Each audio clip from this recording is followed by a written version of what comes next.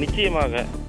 திருவண்ணாமலை மாவட்டம் வந்தவாசி நகரில் ஸ்ரீ ஜலகண்டீஸ்வரர் ஆலயத்திற்கு சொந்தமான 2 தேர்கள் உள்ளது.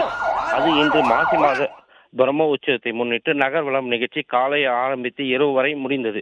அப்பொழுது பணியில் இருந்த அனைவரும் நன்றாக தேரை வடம்பிடித்து இழுத்து ஊரை சுற்றி வந்து நிலைக்கு கொண்டு வந்தனர். அப்பொழுது நிலைக்கு அருகே உள்ள இரும்பு கொட்டகையில் 2 தேரும் நல்ல முறையில் உள்ளே பூஜை செய்து பூட்டி விட்டு சென்றனர். அப்போது சுமார் 11:30 மணி அளவில் திடீரென உள்ளே இருந்து புகை வருவதை அறிந்த பொதுமக்கள் வந்தவாசி தீயணைப்புத் துறையினருக்கு தகவல் தெரிவித்தனர். தீயணைப்புத் துறையினர் வருவதற்குள் தீ மலமளவென எரிந்து தேரின் மேல் பகுதி முழுவதுமாக எரிந்தது.